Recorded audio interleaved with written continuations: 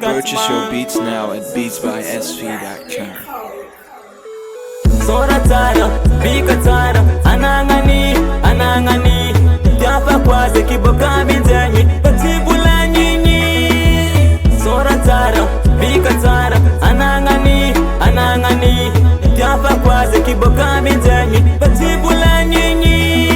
Tarok tsara beta miset sana katsi, nisftanga reksa seti spas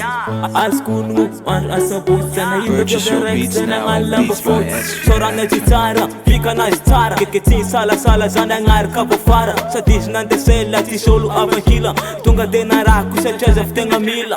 Na presa kuis tunga de na vila Sa dis tini avungu tina mila vila Vatanga na tima venti tima ya Sema tonga easy Ila maru pankatia Ule jabi maita azi Banga tsikatski Foto nizi tsara sora mampitanga paski Saza vavi tsara sora tiva zanga sime Tiva foresi katara ngami na stenga misi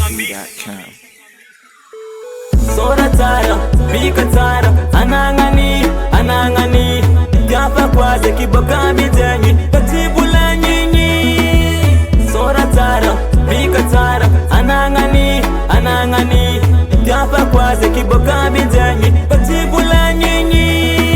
Mangingina bakare yifulanga kwazi Kutengare karatoni ataranga nazi Sora naturali timila makiazi Patunga zekia shamile tempa kwazi Nifniti banga Istipankala, constitution nas jab normal Bizara zara oti, cimenti chifoti Fokata tenga tiani, banga lamba foti Fatan pe nice, say tavungola pe Ram tov yaminaj, dokumete nzeli Mangare kala moti, mangare kapi varanga Manga jare mandenti, mangare fumbandazanga Sekra kuran kifa isa lo tiratse Sis ajikian ngina pika na futafe Sekra kuran kifa isa lo tiratse Sis ajikian ngina pika na futafe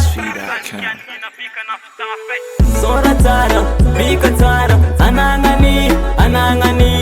Tiapa kwaze kiboka binzenyi, patibula nyinyi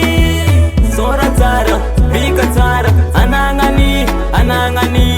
Tiapa kwaze kiboka binzenyi, patibula nyinyi Bika tsara, anangani Tiapa kwaze kiboka binzenyi Purchase your beats now at beatsbysv.com.